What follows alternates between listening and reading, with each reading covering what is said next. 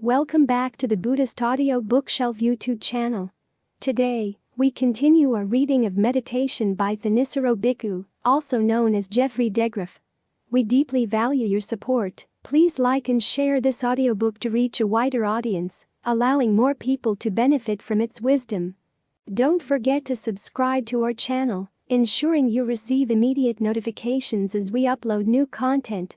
Together, we can spread the teachings of meditation and mindfulness, fostering a community of enlightenment and inner peace.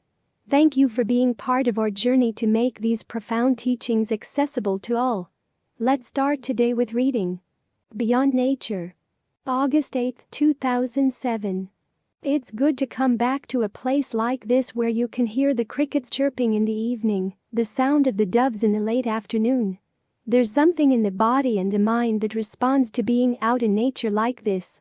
The mind gets the chance to settle down, to put aside a lot of its cares. And for those of you who have been living in the city, cut off from nature, there's often the thought that if only you could get back to nature and stay there, that would solve all your problems. But go ask people who live in nature all the time, and they can tell you a long list of problems they still suffer from living out in nature. Think about human history as a whole. The times when people get really romantic about nature are the times when they don't have to live in it. The idea of romanticizing wilderness didn't come into force in America until the frontier had been closed, and nature had been tamed to some extent, to the extent that human beings can tame nature. It's important to keep this in mind as we practice. Coming out here doesn't solve all your problems. What it does is that it gives you a place to practice, so you can look deeper into where the real problems are. When the Buddha talked about how conditions cause suffering, he wasn't talking just about your social conditioning. He was talking about conditions of nature. That chant we had just now, "the world is swept away," doesn't refer just to the human social world or your psychological world. It also refers to the world as a whole. Everything in nature is marked with inconstancy, stress, things that lie beyond your control. This applies not only to human beings but also to animals of every kind.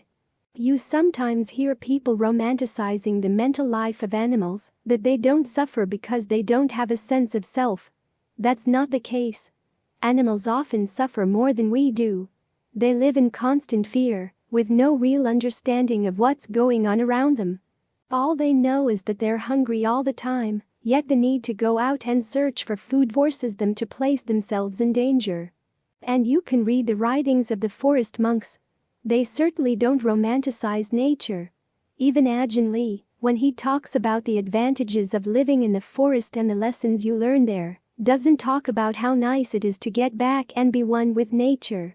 His focus is more on how nature is a dangerous place where you have to learn to be heedful all the time. We don't suffer only because of our social conditioning. We suffer because we live in a world of intereating, where beings are constantly feeding on one another.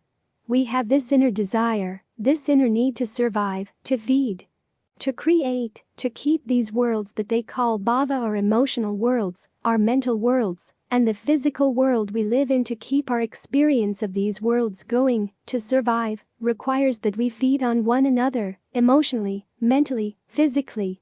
And there's suffering not only in being eaten, but also in having to eat. So the conditions the Buddha's talking about are not just social conditions. We don't suffer only because we're neurotic about our cravings. Craving in itself is a cause of suffering. It's also the cause of continued being and becoming. This is how nature keeps going. Animals crave. People crave. This is how we keep going. This is how we survive. This is how we die, how we get reborn. So the ways of nature are not an ideal to which we're trying to return. They exemplify the problem, which is that as long as you have to feed, there's going to be suffering. As long as your happiness depends on conditions of any kind, there's going to be suffering and stress. The advantage of coming to a place like this is that you get to look deep inside the mind to see where the wellsprings of these cravings come from, this process of fabrication that lies deep within the mind. As we meditate, we're trying to study fabrication as we experience it. This is the conditioning process in the mind and in the body. The basic fabrication in terms of the body is the breath. And as for the mind, there are two types of fabrication: verbal and mental. Verbal fabrication is directed thought and evaluation. These are the processes with which you put sentences together in the mind. You focus on a topic and then you make comments about it. That conditions the mind. Then there's purely mental fabrication, which is feeling and perception. Perception here meaning the labels you apply to things, while feeling means the different feeling tones of pleasure, pain, and neither pleasure nor pain. Normally, the way we put these things together causes stress and suffering. If you do this with ignorance, you suffer. If you can learn how to do it with knowledge, you can turn these processes of fabrication into the path. This doesn't mean that when you're on the path you don't suffer. It's simply a different type of suffering. It's a suffering that leads to the end of suffering, the karma that leads to the end of karma. There's still going to be a subtle level of suffering in the breath even when you're concentrated on it. The breath can get very subtle and very pleasant, even rapturous, but there's still an element of stress there. But for the time being, you're going to use that as a path.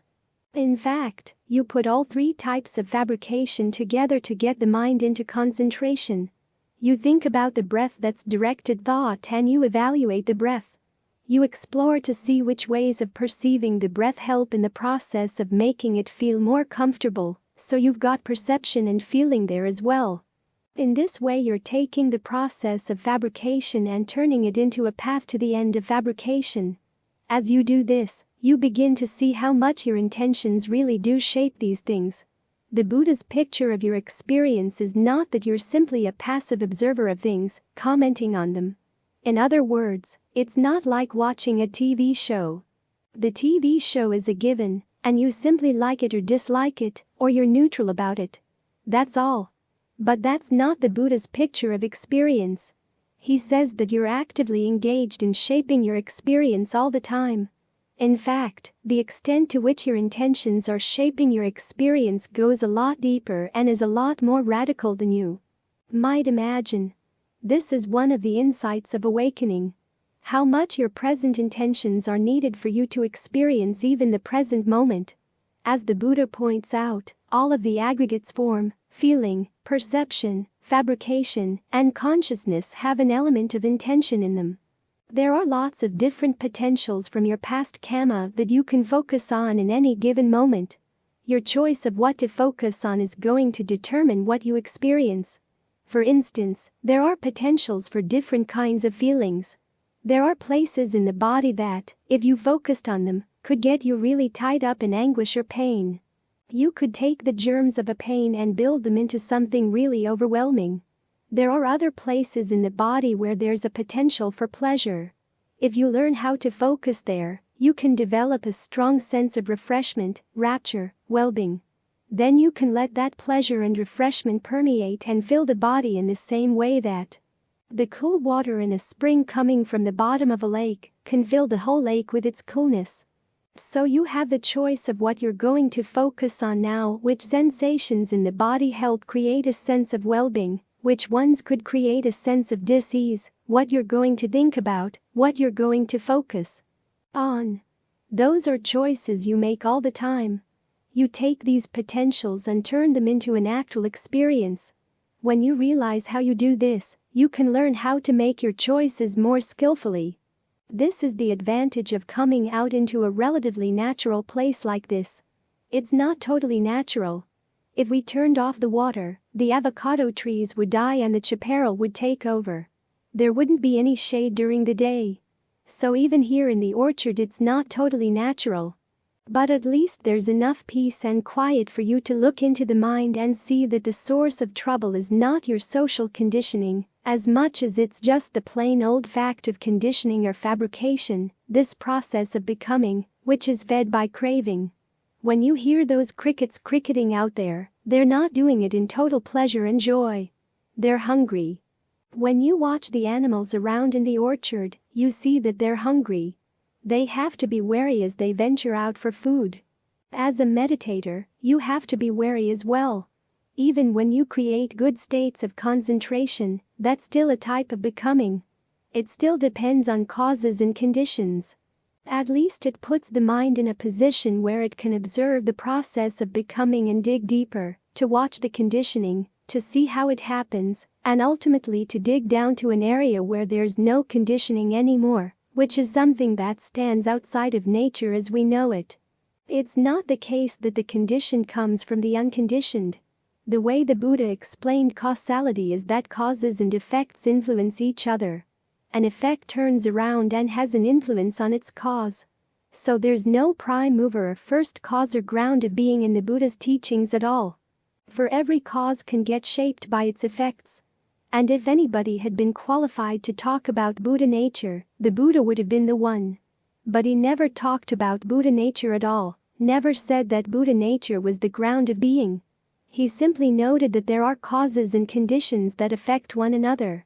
So if something is going to be unconditioned, it has to lie outside of the causal process entirely, something that's already there. But as long as you're entangled in fabrication, you're not going to see it. The only way you can see it is if you turn the fabrication in the direction of the path, so that the way you breathe, the way you think, and the way you feel and perceive things is conditioned not by ignorance, but by knowledge, by awareness in particular. Awareness of which activities cause stress, and which activities don't. That kind of awareness you develop gradually. It's a skill you work on as you get more and more sensitive both to the process of fabrication, and to the stress that it causes even at very subtle levels. Ultimately, you bring the mind to the point where you realize that no matter which direction you fabricate, which direction you intend, there's going to be stress. If your discernment is sharp, you drop all intention at that point. That's when the mind opens up to this other dimension, which is totally separate. So it's not the case that we're returning to a place we've come from. After all, as the Buddha points out, even little babies have their greed, anger, and delusion. It's just that their faculties and bodies aren't strong enough to act on those defilements very powerfully. But they suffer powerfully. You can see that very clearly. As soon as a child comes out of the womb, it cries. A lot of the child's early life is spent in crying because it has all sorts of desires and yet can't fulfill them. It has all sorts of pains but doesn't know what to do about them. So we're not trying to return to that state or to a state of nature like an animal. We're trying to find something that goes beyond nature as we know it. After all, if we were simply returning to a state where we were before, what's to prevent us from coming back out of that state again? If we could forget our true wonderful nature, was it really all that wonderful or true? And what would prevent us from forgetting it again? So instead of returning to something old, we look at this process of fabrication that's going on all the time to see if we can learn something new about it. Learn how to understand it, learn how to take it apart, use it as a path. Learn how, once it's taken you as far as it can take you, you can let it go. That, as the Buddha said, allows us to see something we've never seen before. To attain the as yet unattained, to realize the as yet unrealized. In other words, we're heading into totally new territory. Keep that in mind as you practice. You can create wonderful luminous states in the mind, but remember that those, too, are fabricated. No matter what comes up in the practice, always learn how to familiarize yourself with it. And then, learn to look for where there's still a level of inconstancy and stress in here. Because that perception of stress and inconstancy will be your way out. Wisdom for Dummies. April 9, 2009.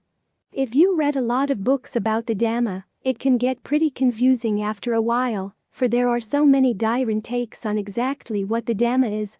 On top of that, there are people who will tell you it's all very complex, very subtle, only a very erudite scholar or subtle logician could guru it all out.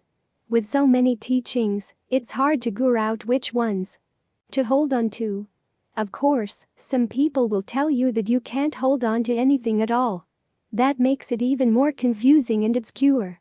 So it's good to remember that the Buddha himself taught the Dhamma in very simple terms. And all the teachings derived from a few very basic, very commonsensical principles. You might call it wisdom for dummies. The kind of wisdom that comes from looking at what's actually going on in your life, asking some very basic questions, and applying a few very basic principles to solve your big problems. When you use wisdom for dummies, it doesn't mean you're dumb. It means you recognize that you've been foolish and you want to wise up. As the Buddha once said, when you recognize your foolishness, you are to that extent wise. This may sound obvious, but when you think about it, you see that it teaches you some important things about wisdom. In fact, the realization that you've been foolish contains within itself many of the basic principles of the Dhamma.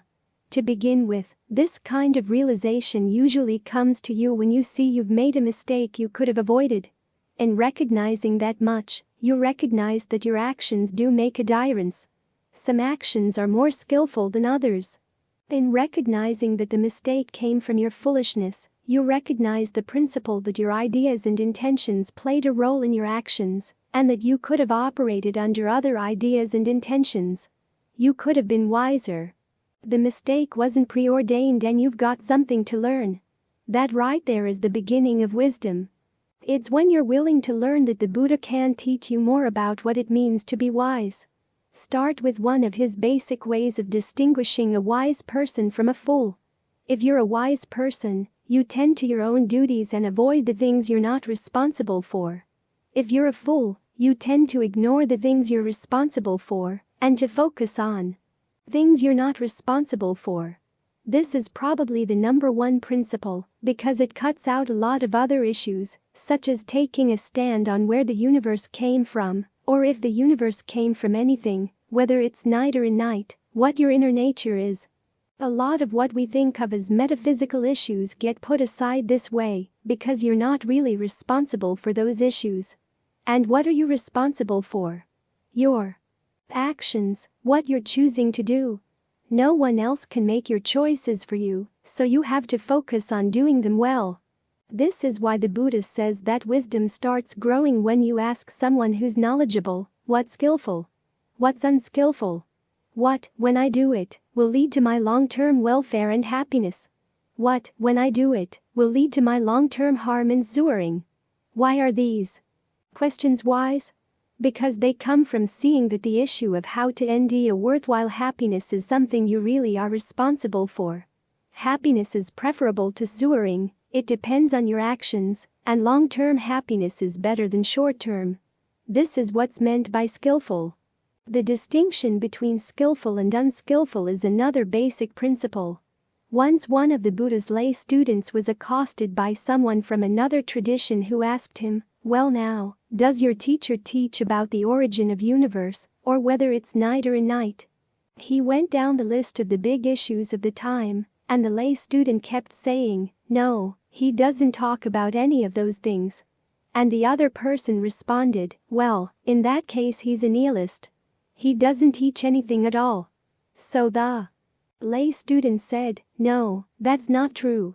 He does teach the difference between what's skillful and what's not." He later went to report this conversation to the Buddha, who approved of what he had said. The distinction between skillful and unskillful forms the basis for the Four Noble Truths. When you dig deep down into why people suffer, you end that it's because of craving. How can people stop suffering?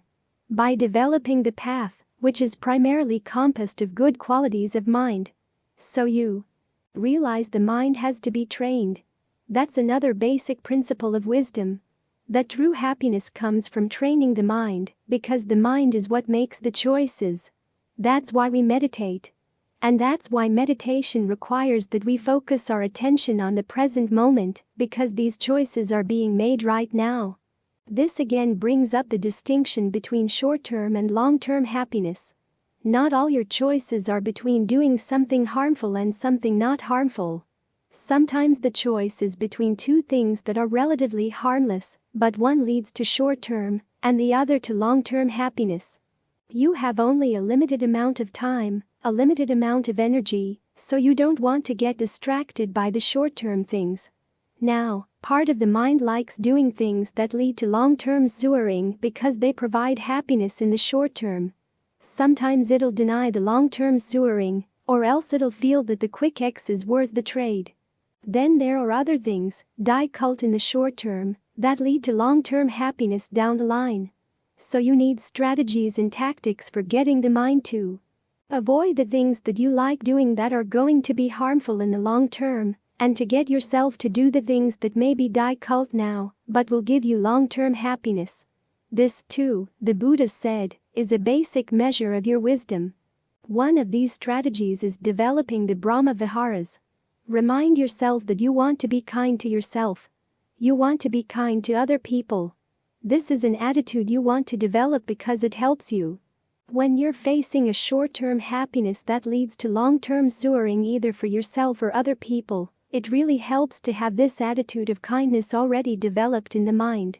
This is one of the reasons why we meditate. To develop these attitudes ahead of time. Having the breath as a way of training yourself to be kind to yourself is an important aspect of developing goodwill. It helps you realize that you really do have a role in shaping your present experience, starting with the breath and then moving into other areas of the present. There's nobody forcing you to breathe in an uncomfortable way, or in a way that puts yourself to sleep, or in a way that gets you anxious and on edge. And yet we allow these things to happen because we're distracted, often about things that are really none of our business. But the breath is something that really is your responsibility. Nobody else can breathe for you. And nobody else can tell you what kind of breathing is going to be comfortable. You have to pay attention yourself. So this is another area where you really are responsible. And it does have a huge impact. If the mind has a sense of inner well-being, you're operating from a position of strength. You don't have to be a slave to things outside. You don't have to let the mind be shaken by things outside. You have a direct source for happiness that comes from within. You're coming from a position of strength, which means that you're in a better position to act in skillful ways. At the same time, you get more and more sensitive to one of the big principles in the workings of cause and effect, the principle that informs all the basic principles of wisdom and discernment. The fact that some causes have an effect over time, some have an effect immediately, and some have both. When you're facing any experience in the present moment, part of it comes from past actions, and part from things you're doing right now. You aren't currently responsible for the things coming from past actions, but you are responsible for the things coming from your present actions. It takes sensitivity to figure out which is which, but if you can develop that sensitivity, it gives you a handle on things. You may be experiencing pain right now, but you don't have to suffer from it. The choices you're making right now are the ones deciding whether you'll suffer or not. This is where the distinction between what you're responsible for and what you're not shows its more subtle side. If there's pain coming from past actions, it's dukkha in the context of the three characteristics. It's just part of the way things are. The suffering you're adding, though, is dukkha in the Four Noble Truths, which doesn't have to be there. It comes from your craving, and that's something you can do something about. There may be pain in the body, there may be undesirable thoughts coming up in the mind, but as you focus more carefully in the present moment, you begin to realize that you choose where to focus and how you want to shape the situation. You could let yourself suffer, fall victim to these things, or you could make a change. This point is often misunderstood. When you read the Buddha's teachings on mindfulness out of context, it's possible to interpret them as saying that when you're being mindful, say, of feelings, you just watch whatever feeling comes up and don't make any changes. Don't meddle with it. Just be non-reactive, allowing whatever's happening to happen. What this attitude does, though, is to drive underground some really important sources for insight. The ability to see to what extent you're shaping your feelings of pleasure and pain right now. This applies to physical pleasure and mental pleasure, to physical pain and mental pain. So when the Buddha talks about the things you do that lead to happiness, he's not just referring to your external actions. He's also referring to the way you think, the way you interpret, make choices about how to shape the present moment. A purely internal matter. Mindfulness is to remind you that you can make choices, and that you want to learn to make them skillfully. You can learn how to breathe in a comfortable way, to think in a comfortable way, to fashion your thoughts and your perceptions so as to shape a greater sense of well-being. You don't have to invest any money. Just take time and use your powers of observation. That's what it all comes down to. These are very simple things, very simple principles we're operating on. What the Buddha does is to take these very simple principles and follow them through, to see what their implications are. It's wise to realize that you're responsible for some things and not for others. This applies whenever you're experiencing stress. You have to ask yourself, is this something coming from the past, or from something I'm actually doing right now? You focus on the issue of how you're creating suffering for yourself right now, and how you can develop new habits that create the causes for happiness. As you follow through with this, you begin to get more and more sensitive to where you're creating unnecessary suffering. This is how that question on skillfulness begins to translate into the three perceptions, or what are sometimes called the three characteristics. As the question says, you're looking for my long-term welfare and happiness. When you give rise to happiness in the present moment, you focus on whether it's long-term or short-term. You notice that if it's short-term, if it changes, if it's inconstant, you can't rely on it as your true happiness. It's stressful. So why would you want to lay claim to it as yours? In these ways, these three perceptions help to become your principles for judging what's working and what's not. If it's inconstant, it's not long-term, it's stressful. If it's stressful, it's not happiness. And if it's not happiness, you can't hold on to it as your long-term welfare and happiness. But the follow-up question is this a stressful cause that will eventually lead to long-term happiness, or just a cause of more stress? Remember to keep this point in mind as well. If it's solidly pleasant in terms of its result, you put up with the stress and pain of the action. But if it leads to long-term suffering, it's something you want to drop. You tell yourself, this is not what I'm looking for. It's like going into a place where you can pan for gold. You want to have standards for what you're looking for as you pan for the gold there. You're looking for certain colors, certain characteristics that indicate genuine nuggets of gold. Any gravel or ashy fool's gold that doesn't meet those standards, you just throw away, throw away, throw away. But as for the pan in which you're swilling the gold around, even though it's not gold, you don't throw it away yet. In other words, even though the qualities you develop in terms of virtue, concentration, discernment are not ultimately what you're looking for, they do help you end what you're looking for. When you're looking at the results of your actions, you want to have some way of separating the gold from the gravel and dross, so you need the pan. It's not self just yet. Ultimately, when you apply the perception of not self to let go of everything, it's still a question of knowing what is your responsibility and what's not. You let go of everything you've been identifying with because you're looking for the highest happiness. The quest for happiness is your responsibility. Everything else at that point, even your innermost sense of who you are and who's been following the path, is not. But once you've done that now act of letting go, you don't have to be responsible for anything. The ultimate happiness looks after itself, and you're niched with your duties on the path. As the Buddha says, the holy life is completed, the task done. In this way, when you follow through with all the basic principles of wisdom, you indeed that they explain everything in the Buddha's teachings. You focus on what's your responsibility, and you realize your responsibility is the fact that you're creating unnecessary suffering. But you can also be responsible for creating long-term happiness. Then you use the Buddha's teachings as tools to help you realize that if there's something you want to do, but you know it's going to cause harm, you need some help in learning how to talk yourself out of it. As for good things that are difficult, as when it's difficult to be generous, difficult to be virtuous, or difficult to meditate, you need ways of helping yourself get over the hump. Tools, strategies, ways of thinking that make it easier, so that you can let go of the unskillful things that you like and arrive at that true happiness, which ultimately lies beyond even wisdom. This kind of happiness is the fourth of what the Buddha said, the four Ariya Dhammas, the four noble Dhammas: virtue, concentration, discernment, and release. The RST three factors in the list all aim at release, And then when they've done their work they get put aside. Even wisdom gets put aside. You put down your gold pan for you found all the gold you need. But until that point, you want to learn how to use it. The important point is to remember that the most useful wisdom is the basic kind. Just following these basic principles to see how far they can take you as you get more and more sensitive to what the right questions are, and more and more skillful ways of answering those questions.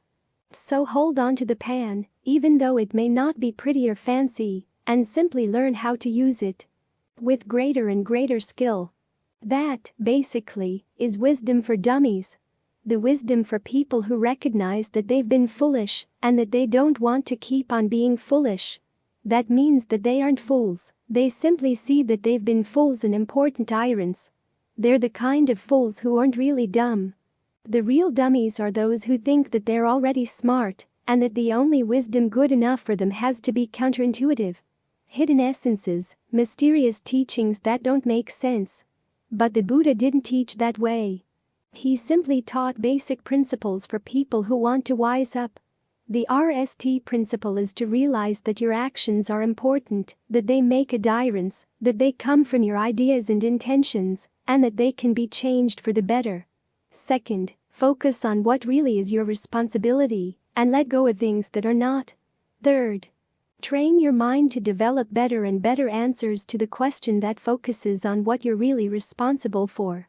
What you can do that will lead to your long-term welfare and happiness. Then take advantage of the tools the Buddha offers so that it's easier to give up the things that you like doing that are harmful, and to get yourself to do the things that are difficult but will lead to the long-term happiness you want. Ajahn Lee has a nice image to illustrate this point. A person goes to a mountain and comes back with a big hunk of rock to get the gold ore out of it. Another person, who assumes he's smart, sees the RST person doing that and says, "What kind of fool would want a big hunk of rock? I just want the gold."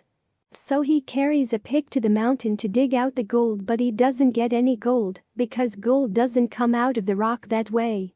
You have to take the rock, put it into the smelter, and heat it. That's when the gold comes out. The silver comes out. All these other minerals come out on their own when they reach their melting point. The heat here stands for the effort of your practice.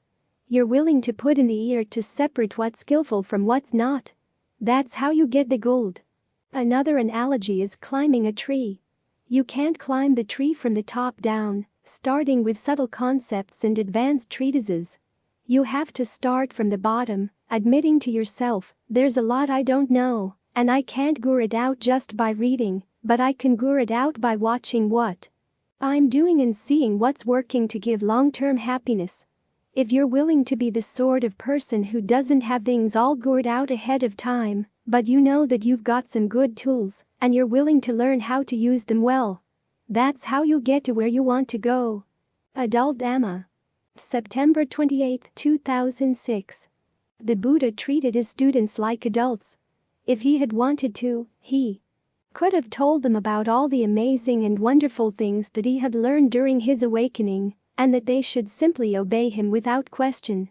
But instead, he taught them how to question, how to think for themselves, how to gain awakening themselves. Even when he was teaching children, he taught them adult things, or basically how to become adults. The novices' questions, for instance, start out with the big harsh fact of life: that all beings subsist on food. This fact is also the main proof against the idea of intelligent design. If there were intelligent design, we could all live of the dew every morning, the rain every evening. We wouldn't have to harm anyone else in keeping our bodies going. But this is a fact of life. We have a body that needs to be fed, we have to eat. When we eat, there's suffering, even if we're very strict vegetarians. The farmers who have to clear the elds and plant the food, the animals who die when the elds are cleared, the people who have to transport the food once it's grown. A lot of work and misery goes into that. So when the Buddha introduced the topic of causality to children, he started with a harsh fact of life. This is your prime experience of causality. Feeding goes on all the time. Without it, life couldn't last. When he taught his young son, Rahula, about truthfulness, the teaching was also pretty harsh. If you feel no shame in telling a lie, he said, your goodness is empty. It's thrown away. You can't be trusted. Then he taught Rahula to apply truthfulness in looking at his actions, to learn from his actions. That is basically what it means to become an adult.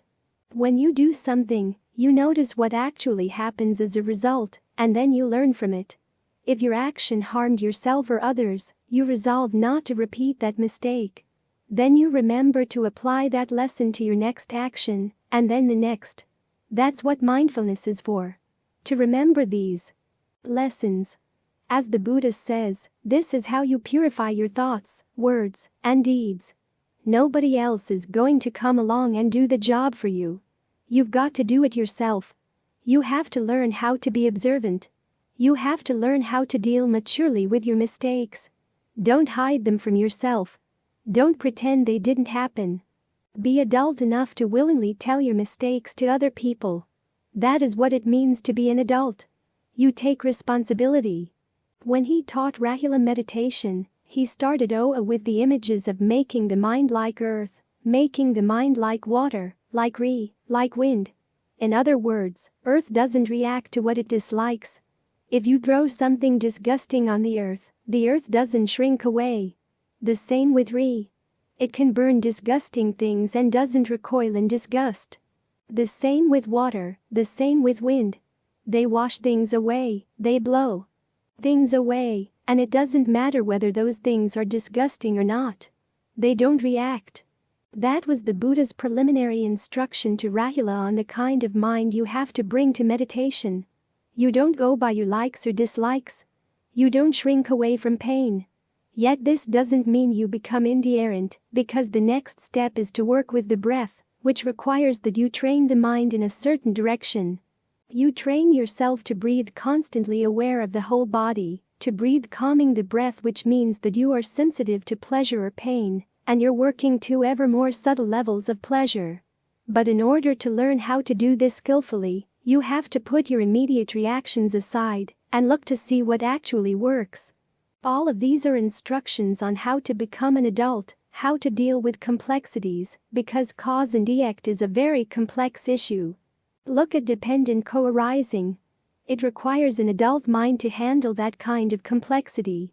And yet the Buddha gives basic instructions to children on how to handle it, how to approach it, how to be an adult in your meditation, how to take responsibility for yourself, looking at things in terms of what you do, and the pleasure and the pain that result. Once you've got those basic principles down, then it's simply a matter of learning to be more and more observant as to what works in getting the mind to settle down, what works in giving rise to insight. He gives you help. Look at the canon. 40 volumes. And a very large portion of it appears to have come from the Buddha himself. That's a lot of advice, but it all keeps pointing you back to yourself. As the Buddha keeps saying, Buddhas only point the way. It's up to you to follow the path. This means you have to be responsible. You have to be clear about your intentions, mature about admitting when you have some unskillful intentions in the mind, and honest about the results that come when you act on unskillful intentions. Only by observing that, again and again, can you now get tired of those intentions. When you really see that there's a connection between unskillful intentions and needless suffering, you become genuinely motivated to end the escape from that suffering. This is the only way you can do it. Basically, you have to learn to judge what's worth observing and what's not. And again the Buddha points you to what's worth observing. The issue of needless stress that comes from unskillful states of mind. That's where he points you, look here, look here, look here. Then it's up to you to see, and when you've seen, to take that knowledge and put it to use. This requires that you be responsible. So it's a pretty radical, a very demanding teaching. The question is, do you want to be an adult or not? There are lots of people out there who'd rather not be adults, who'd rather be infantilized. And there are lots of other people who enjoy telling them what to do, what to think. Even in Buddhist circles, you end various kinds of meditation, whereas they say, everything has all been thought out, everything has all been worked out, Just follow the instructions. Don't think, don't add anything of your own. It's interesting to note that a lot of these methods also refer to the teaching on not self as egolessness. Any sense of pride, any sense of independence is a bad thing in those meditation traditions. As one tradition would say, just be totally passive and aware, very equanimous, and just let your old sankharas burn away. And above all, don't think. Or if you are going to think, they say, learn how to think the way we think. And they have huge volumes of philosophy you have to learn to squeeze your mind into their mold, after which they promise you awakening. But that doesn't work. Awakening comes from being very observant in seeing things you don't expect to see, developing your own sensitivities, your own discernment. After all, as the Buddha said, the issue is the sewering you're creating. If you don't have the basic honesty and maturity to see that, you're never going to gain awakening, no matter how much you know, no matter how much you study, no matter how equanimous you are. You've got to take responsibility. And you've got to be willing to learn from your mistakes. When the Buddha taught Rahula, he didn't say, don't ever make mistakes. He said, try not to make mistakes, but if you do make a mistake and it's expected that you will, this is how you handle it, this is how you learn from it. That's teaching Rahula how to be an adult. So it's up to each of us. Do we want to be adults? Or do we want to continue to be treated like children? Told what to do, told what to think, not being willing to take any risks. It may sound safe and reassuring, but if you don't take risks, you never get awakened. And the safety of being a child is all very delusional. It's the delusional safety of wanting to be told that everything you need to do has already been thought out. Or that there are lots of different ways to the goal, so it doesn't matter which one you choose, you can choose whichever one you like, and you can be guaranteed that all the paths will lead to the same place. Again, that kind of thinking puts your likes and wishes ahead of everything else. That's precisely what an adult can do.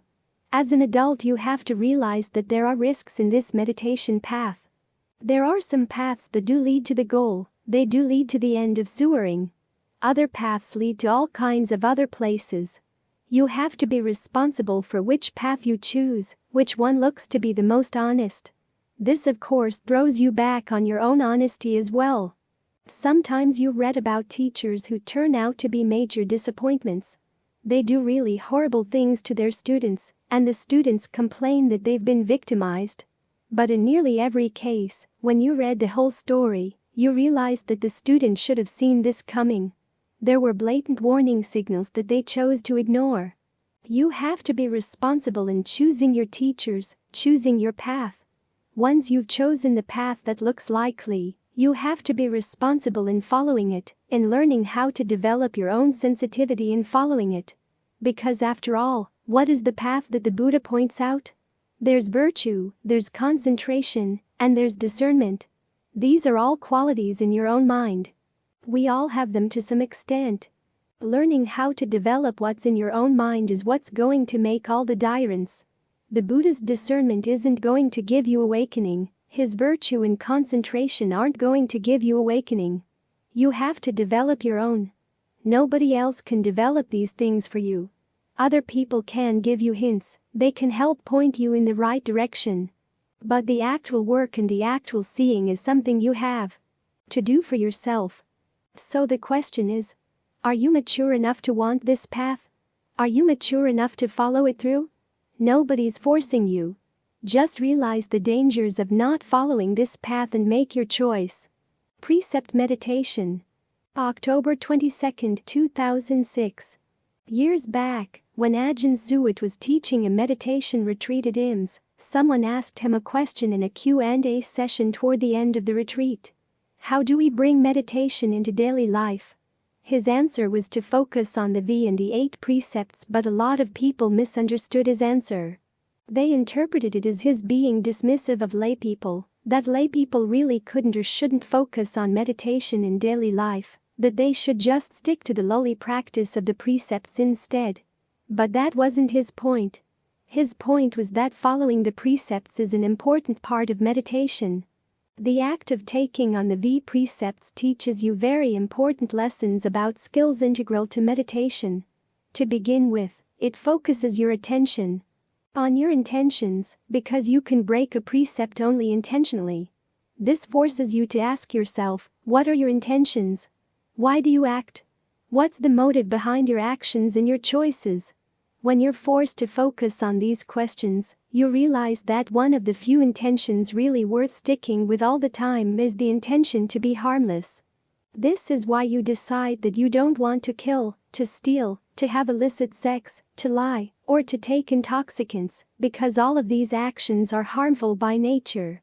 So you set up that intention and try to stick by it. This requires mindfulness and alertness, which are important factors in training the mind. You have to keep your precepts in mind and be alert in watching over your actions to make sure they don't go against your original intent. At the same time, you have to develop strategies for fending off any intentions that would go against your intent to be harmless. This requires ingenuity and discernment. Right here you can begin to see the connections with meditation. Once you've set up an intention to stay with the breath, you have to be mindful and alert to make sure you actually do stay with the breath and don't go wandering off. You also have to use your discernment and ingenuity to fend off any contrary intentions that would lure you away from your original intent. The precepts also teach you to be scrupulous. It's easy to think of being harmless to all beings in a general way, but when you really try to act on that intention, you discover all sorts of ramifications you didn't expect.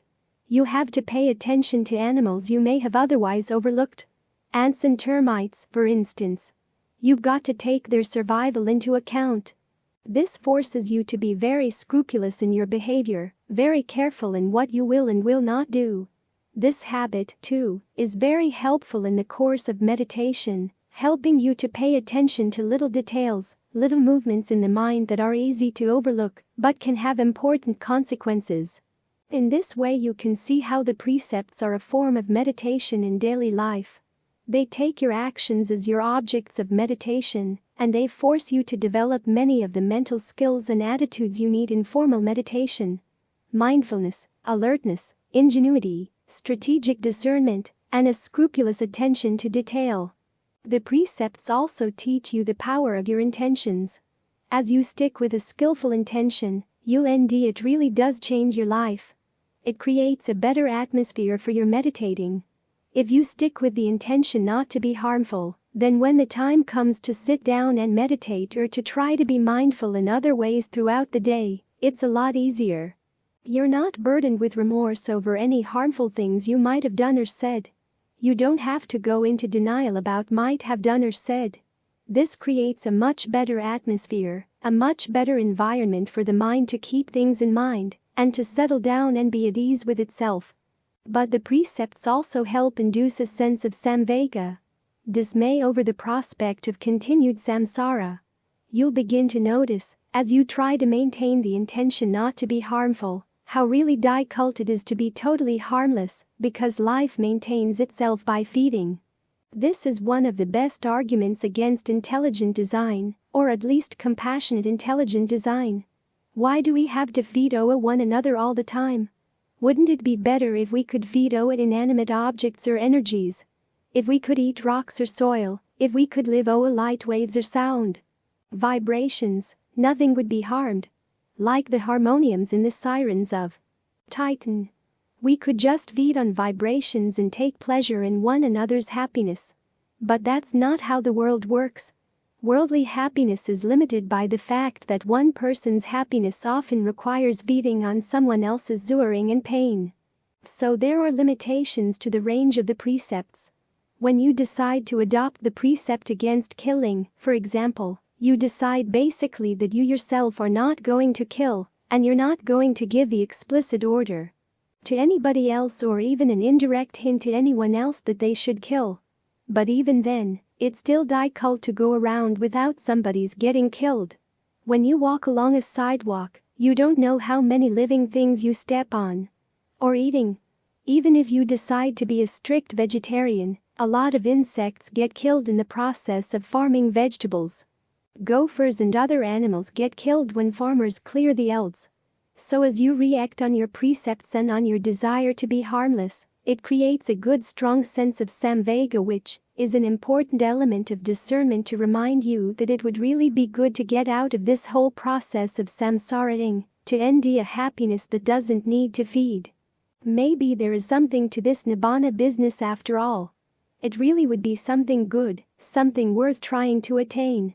So the precepts not only help develop the skills you need for concentration, but also provide a context and motivation for gaining discernment and insight.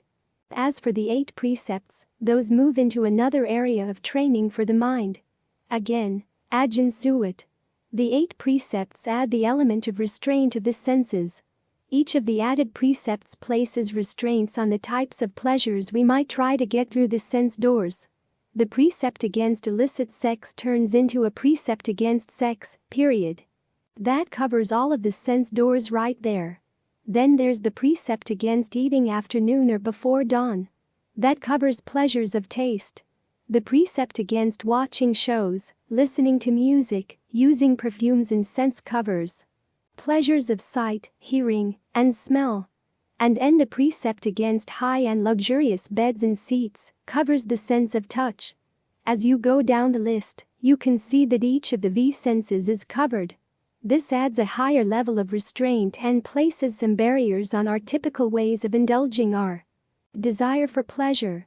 Evening munchies, the desire for a nice thick mattress to lie on, wanting to smell nice, liking to listen to music. By taking on these precepts, you learn to put some barriers around your self-indulgence. These barriers serve several purposes. 1. They focus you on the meditation. If you're going to end any pleasure in the course of the day, you have to look more intently at developing pleasure in the meditation to make up for the restrictions you've placed on your foraging for pleasure outside. In addition, you learn important lessons about indulgence. If you tend to be indulgent in your daily life, you're going to be very self-indulgent when you meditate. If you can't say no to your daily desires, it's going to be hard to say no to them while you're sitting here meditating. The mind states that want to go and think about pleasant sights, sounds, smells, tastes, and tactile sensations are very easy to indulge in if you don't have the habit of saying no to your impulse to look for pleasure in those things throughout the day. As you develop this habit of saying no to sensual indulgence in the course of the day, it's a lot easier to say no to sensual thoughts in the course of the meditation.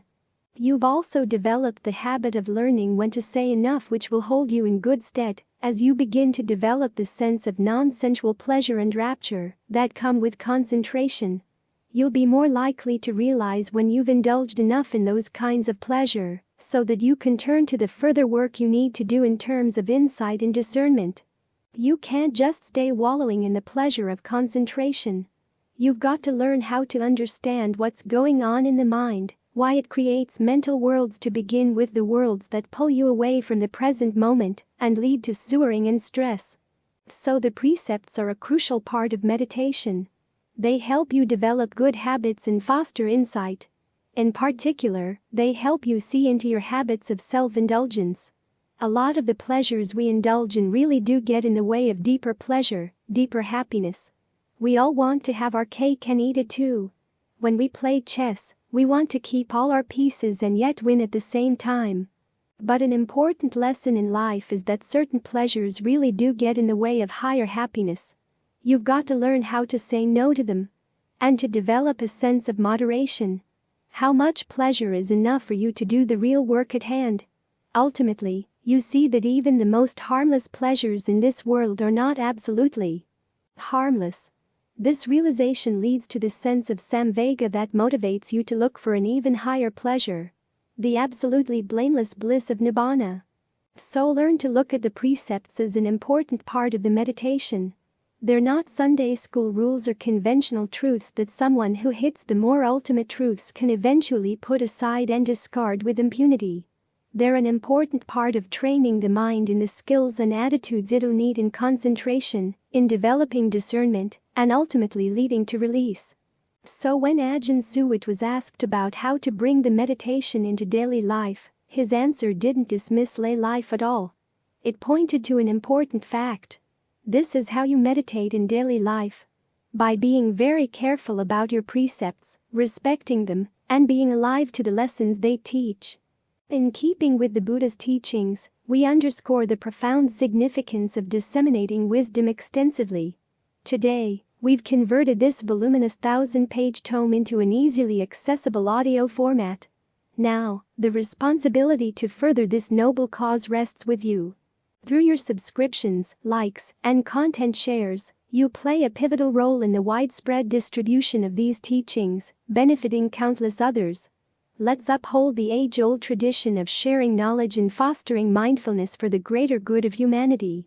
We invite you to join us in this mission, and together, we can create a profound impact on the lives of many.